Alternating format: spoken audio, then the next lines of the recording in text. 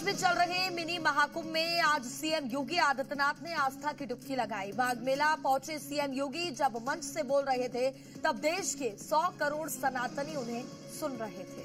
नाम धन पर कोई गंगा भक्त देश की सत्ता में रहता है, ऐसा दिव्य अवसर तब प्राप्त होता है। सीएम योगी का सबसे लेटेस्ट उदाहरण ऐसे वक्त में आया जब प्रयागराज में माघ मेला चल रहा है। सीएम ने अपने बयान में गंगा भक्त और राम भक्त को देश की सत्ता में काबिज होना बताया। उनके इस बयान को डिकोड करे तो योगी सरकार ने महाकुंभ से पहले गंगा की निर्मलता के लिए कदम उठाए। वहीं मोदी सरकार में 500 साल से चल रहे विवाद का हल हुआ और अयोध्या में रामलला की मूर्ति की प्राण प्रतिष्ठा हुई। सीएम योगी प्रयागराज पहुंचते ही संगम में पूजा करने पहुंचे और फिर संगम में आस्था की डुबकी लगाई। संगम का पानी ठीक वैसे ही निर्मल है जैसे कि महाकुंभ के दौरान था, यानी निर्मल, अविरल और शुद्ध। पहले मैं त्रिवेणी में डुबकी लगाकर की कृतज्ञता ज्ञापित करूंगा माँ गंगा के प्रति, माँ यमुना और माँ सरस्वती के प्रति। माघ मेले की शुरुआत से ही सीएम योगी की माघ मेले पर बराबर नजर है। अब से ठीक 100 घंटे बाद प्रयागराज के माघ मेला में मकर संक्रांति के मौके पर दूसरा प्रमुख स्थान होने वाला है और उसको लेकर के सीएम योगी ने अधिकारियों के साथ बैठक कर जरूरी दिशा निर्देश भी जारी कर दिए हैं। साथ ही कमान अपने हाथों में ले ली है। स्नान के दौरान किसी तरह की कोई परेशानी न हो, इसके लिए खुद सीएम योगी तैयारियों का जायजा लेने के लिए प्रयागराज पहुंचे। सीएम योगी ने बोट के जरिए घाटों का जायजा लिया। स्नान के लिए बनाए गए घाट की बारीकियों के बारे में अधिकारियों से जानकारी ली। हिंदुओं के सबसे बड़े तीर्थ संगम में डुबकी लगाकर सनातनी अपने पापों को धोने आते हैं। मिनी कुंभ में अभी तक ये आंकड़ा 1 करोड़ पहुंच चुका है, जिसकी जानकारी खुद सीएम योगी ने दी। आज से 10 साल पहले, 8 साल पहले क्या ऐसा मिल पाता था क्या? 31 लाख और पिछले 5-6 दिनों में 1 करोड़ श्रद्धालु स्नान कर चुके हैं। सीएम ने संगम की आरती करने के साथ ही नाव से पक्षियों को दाना डाला और साथ ही मेला क्षेत्र में हर तैयारी का जायजा लिया। यूपी की अलीगढ़ मुस्लिम यूनिवर्सिटी का विवादों में पुराना नाता रहा है। जिस यूनिवर्सिटी में बुर्के और हिजाब पर बैन नहीं है, वहां एक हिंदू स्टाफ के तिलक लगाने पर टोका टाकी होने लगी, जिसके बाद पीड़ित ने सीएम योगी से न्याय की गुहार लगाई है।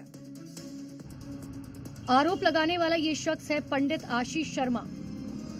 जिस यूनिवर्सिटी में टोपी पर पाबंदी नहीं है, बुर्के हिजाब पर पाबंदी नहीं है, वहां उन्हें तिलक पर ऐतराज हो गया। हालांकि आशीष के इस तिलक पर उनके अधिकारियों को दिक्कत नहीं है, लेकिन कुछ कट्टरपंथी उनके तिलक से घबराए जा रखे हैं।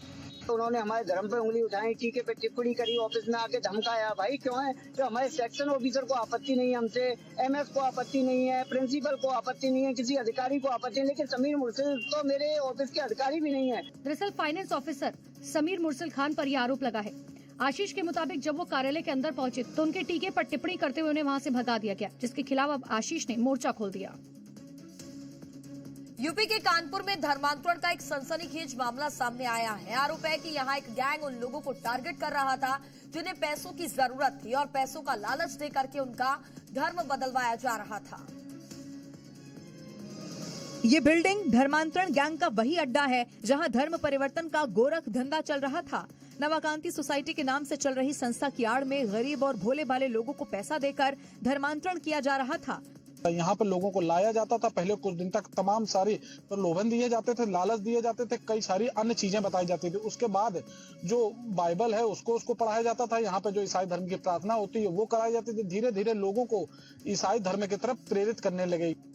आसपास के इलाकों के रहने वाले लोगों का आरोप है कि यहाँ संगठित तरीके से धर्मांतरण का जाल फैला हुआ था। दलित समुदाय के लोग टारगेट पर होते थे, मदद और कौशल प्रशिक्षण के नाम पर झांसा देते थे। हर महीने 6,000 रुपए देने का लालच दिया जाता था। यहाँ विदेशी लोगों की मौजूदगी भी देखी गई। फिलहाल पुलिस ने शिकायत के आधार पर एफआईआर दर्ज कर ली है। आरोपियों की तलाश भी की जा रही है। अयोध्या में राम मंदिर परिसर की सुरक्षा व्यवस्था में चूक सामने आई है। एक युवक को दक्षिणी परकोटे क्षेत्र में नमाज पढ़ते हुए हिरासत में लिया गया है। दावा किया जा रहा है कि युवक ने नमाज पढ़ने से रोके जाने पर जमकर नारेबाजी की। युवक के पकड़े जाने पर खुफिया एजेंसियां और पुलिस अलर्ट हो गई है। 55 साल का ये वही शख्स अहमद शेख है जिस पर दक्षिणी परकोटे परिसर में नमाज पढ़ने का आरोप है। आरोपी कश्मीरी बताया जा रहा है। जांच में युवक के पास से काजू और किशमिश भी मिली है और वो अजमेर जाने की बात कह रहा है। सुरक्षा में इतनी बड़ी सेंध लगाने के बाद खुफिया एजेंसियां युवक को हिरासत में लेकर पूछताछ कर रही हैं। इसके साथ ही कश्मीर में अहमद शेख को लेकर जांच की जा रही है। नमाज पढ़ने वाले युवक को लेकर सूफी फाउंडेशन की तरफ से भी बयान आया और उसके पाकिस्तान से तार जुड़े होने का अंदेशा जाहिर किया गया। ये सुरक्षा में बहुत बड़ी सेंध है। सांप्रदायिक सद्भाव को खराब करने की क्या साजिश थी? कश्मीरी है, इससे कई तार पाकिस्तान से भी जुड़े। इस मामले में मंदिर प्रबंधन की तरफ से कोई बयान नहीं आया, लेकिन मामले की संवेदनशीलता को देखते हुए सुरक्षा एजेंसियां हर पहलू से जांच कर रही हैं। सीएम योगी आदित्यनाथ ने उत्तर प्रदेश के संभल को कब्जा मुक्त करने का संकल्प लिया है और उसी संकल्प के तहत जहां कब्जा होने का पता चलता है वहां योगी का प्रशासन पहुंचता है, जांच करता है और अवैध पाए जाने पर पीला पंजा गरजने के लिए स्टार्ट हो जाता है। पिछले दिनों से संभल के अलग अलग इलाकों में योगी बुलडोजर की गूंज सुनाई दे रही है। तालाब और कब्रिस्तान की जमीन पर बने अवैध निर्माण को जमींदोज किया जा रहा था। अब रडार पर कसेरुआ का कब्रिस्तान है, जहां कब्रिस्तान की जमीन पर कब्जा करके निर्माण कर लिया गया है। जानकारी लगते ही राजस्व विभाग की टीम ने अवैध निर्माण की पैमाई शुरू कर दी है। तस्वीरों में देखिए कैसे फीते से मापा जा रहा है। जांच की जा रही है कि अवैध निर्माण कहां तक किया गया है। जांच में सामने आया है कि कब्रिस्तान की सरकारी जमीन पर 3 मकान अवैध तरीके से बना दिए गए थे, तो वहीं खाद के लिए बनाए गए गड्ढों पर भी 8 मकान और 1 मस्जिद का अवैध निर्माण करा दिया गया है। जांच पूरी होने के बाद अब बुलडोजर चलने का इंतजार है। हो सकता है कि अगले कुछ घंटों के बाद पीला पंजा यहां गरजता हुआ दिखाई दे। एनएसए यानी राष्ट्रीय सुरक्षा सलाहकार अजीत डोभाल आमतौर पर सार्वजनिक टिप्पणियों से दूर रहते हैं, लेकिन अब उन्होंने इतिहास का प्रतिशोध लेने का आह्वान कर एक नई बहस को जन्म दे दिया है। डोभाल का इशारा सनातन पर हुए मुगलों के हमलों से है। अजीत डोभाल के इस बयान को कट्टरपंथी ताकतों के हाल फिलहाल में दिए गए बयानों का जवाब माना जा रहा है। हमारे गांव जले, हमारी सिविलाइजेशन को समाप्त किया गया, हमारे मंदिरों को लूटा गया। एनएसए ने विदेशी आक्रांताओं के हिमायतियों को इतिहास का पाठ भी पढ़ाया। प्रतिशोध शब्द अच्छा तो नहीं है, लेकिन प्रतिशोध भी अपने में एक बड़ी भारी शक्ति होती है। हमें अपने इतिहास का प्रतिशोध लेना है और लगे हाथ इतिहास बदलने का ऐलान भी कर दिया। ये इतिहास हमें एक चुनौती देता है। ये उस भारत का आज हर युवक के अंदर वो आग होनी चाहिए। अजीत डोभाल की नसीहत सिर्फ देश के कट्टरपंथी ताकतों के लिए नहीं है, बल्कि बांग्लादेश और पाकिस्तान के लिए भी है, जहां हिंदुओं पर हिंसा अब रुक नहीं रही। दिल्ली के तुर्कमान गेट में पत्थरबाजी करने वाले हर चेहरे की तलाश जारी है। जहां भी हिंसा करने वालों के लिंक मिल रहे हैं, वहां पुलिस की टीम पहुंच रही है। मकसद उन पत्थरबाजों को कानून की भाषा समझाना है, जिन्होंने राजधानी का माहौल खराब किया था। तुर्कमान गेट में पत्थरबाजी गैंग के 3 और मोहरे पुलिस के शिकंजे में आ गए हैं। मोहम्मद नावेद, मोहम्मद फैज, मोहम्मद उबैदुल्ला, इन तीनों को मिलाकर पुलिस अब तक 16 पत्थरबाजों तक पहुंच चुकी है। बाकियों की तलाश की जा रही है। कुछ सोशल मीडिया इन्फ्लुएंसर भी पुलिस की रडार पर हैं, जिन्होंने सोशल मीडिया के जरिए मस्जिद तोड़े जाने की अफवाह फैलाई थी, मुसलमानों को भड़काया था। सीसीटीवी फुटेज के अलावा वायरल हो रहे वीडियो, बॉडी कॉर्न कैमरों की फुटेज और वीडियोग्राफी की फुटेज से आरोपियों की पहचान की जा रही है। लेकिन सवाल यह है कि तुर्कमान गेट पर साजिश का मास्टरमाइंड आखिर कौन था? जब मस्जिद कमेटी को पता था कि अतिक्रमण को हटाया जाना है, सब कुछ पहले से तय था, तो फिर पुलिस की टीम पर पथराव आखिर कैसे हुआ? आधी रात को इतने सारे पत्थरबाज कहां से आ गए? दिल्ली पुलिस तुर्कमान गेट हिंसा की एक कड़ियों को जोड़ रही है। साजिश करने वाले, पत्थर फेंकने वाले बचेंगे नहीं। पश्चिम बंगाल में ईडी की रेड के बाद शुरू हुआ बवाल खत्म होने का नाम नहीं ले रहा। ईडी पूरे मामले की सीबीआई जांच कराने को लेकर के इससे पहले कि सुप्रीम कोर्ट पहुंचती, ममता ने एक एफआईआर दाखिल कर अपने इरादे जता दिए हैं कि बात अब काफी आगे तक बढ़ गई है और मामला बंगाल से दिल्ली तक पहुंच गया है, जिसका अंदाजा तक ईडी को नहीं था कि उसकी ये कार्रवाई इतनी सियासी हो जाएगी। ईडी ने कलकत्ता हाईकोर्ट का रुख किया तो टीएमसी सड़क पर उतर आई और सुवेंदु के बहाने कोल स्कैम का मामला उठा दिया, जिसे लेकर सुवेंदु ने ममता को मानहानि का नोटिस भेज दिया। दूसरी ओर सुप्रीम कोर्ट में ईडी और ममता भी आमने सामने आ गए हैं। इस प्रकरण में कांग्रेस भी कूद गई है, तो वहीं बीजेपी अपने सभाओं में इसे लेकर ममता पर हमलावर है। विपक्षी नेताओं को तंग करना है, उनकी सरकारें गिरानी है, वाजिब हो नहीं वाजिब हो कोई फर्क नहीं पड़ता। राहुल गांधी जब चुनाव होता है तो सट जाते हैं, कोई नहीं है, सब संतरे की तरह महागठबंधन है। यानी ईडी के जरिए बंगाल की सियासत ऐन चुनाव से पहले परवान पर है। महाराष्ट्र में हो रहे बीएमसी इलेक्शन में ओवैसी मुस्लिम वोटर्स को अपनी तरफ लाने की जुगत में है। एआईएमआईएम की सक्रियता कांग्रेस समेत मुसलमानों की रहनुमाई करने वाली पार्टियों के लिए बड़े झटके की तरह है ही।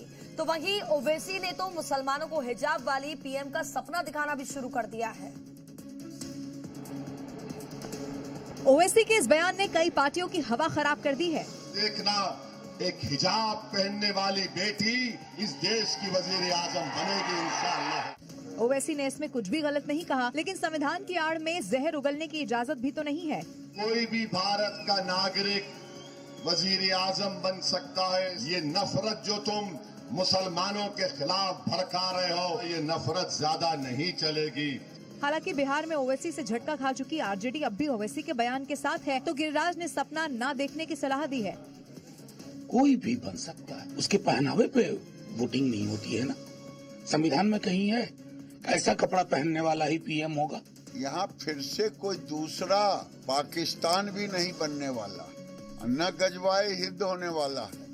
ओवैसी का ये नया तेवर विपक्ष के होश उड़ा रहा है। महाराष्ट्र की सियासत में आज एक और परिवार मिलन देखने को मिला, जब अजीत पवार और सुप्रिया सुले एक ही मंच पर नजर आए। दोनों ने पुणे निगम चुनाव के लिए साझा मैनिफेस्टो जारी किया है। दरअसल चाचा और भतीजे की पार्टी ने पुणे और पिंपरी चिंचवड़ निकाय चुनाव के लिए हाथ मिलाया है।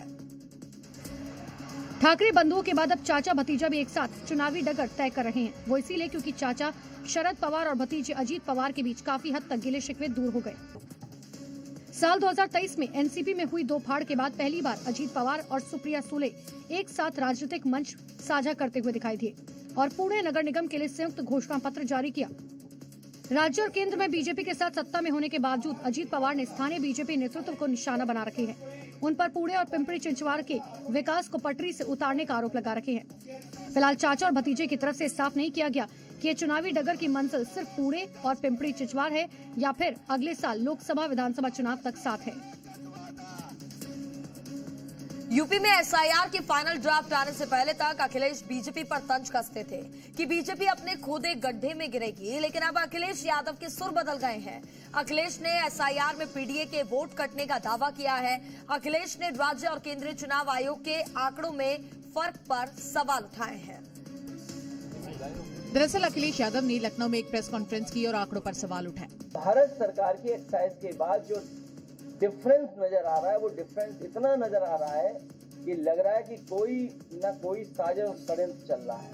वोट पीडीए समाज का काटने का और अपना वोट बढ़ाने का। अखिलेश का दावा है कि सीएम ने पहले ही कहा था कि 4 करोड़ वोट कटेंगे और तब वोटर लिस्ट का ड्राफ्ट जारी भी नहीं हुआ था। सीएम ने ये बात कार्यकर्ताओं अफसरों से कही थी। तो वहीं दूसरी खबर है कि आंकड़े आने के बाद सीएम ने बैठक की है और कार्यकर्ताओं को नाम जुड़वाने का होमवर्क दिया है। इस मामले पर योगी के मंत्री ओपी राजभर ने अपनी प्रतिक्रिया दी है। 86 लाख मतदाता पूरे प्रदेश में मृतक पाए गए। अब उनको स्वर्ग से लाया जाएगा, अखिलेश जी ही ला सकते हैं। मतदाता सूची में अगर नाम चढ़ाना होगा तो वही ला सकते हैं भाई, हम लोगों के बस का तो नहीं है। एसआईआर के शुरू होने से पहले शुरू हुआ विवाद अब भी थमता हुआ दिखाई नहीं दे रहा है। केजीएमयू की कुलपति के ऑफिस में हुए हंगामे पर आरोप प्रत्यारोप का खेल शुरू हो चुका है। एक तरफ जहां केजीएमयू प्रशासन की तरफ से अपर्णा यादव और उनके समर्थकों के खिलाफ थाने में शिकायत दी गई, तो दूसरी ओर अपर्णा यादव इन आरोपों को पूरी तरह से बेबुनियाद बता रही है।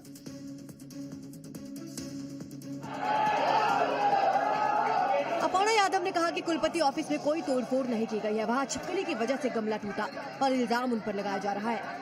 वहाँ पर किसी छिपकली के वजह से जो पॉट टूट गया, उसकी वजह से आप कहते हैं कि वहाँ पर मॉब ने इस तरीके की बात करी। ये तो सरासर जब ये इस तरीके का मेरे ऊपर कर सकती हैं बात, तो मुझे लगता है डॉक्टर कितनी सेफ होंगी वहाँ पर।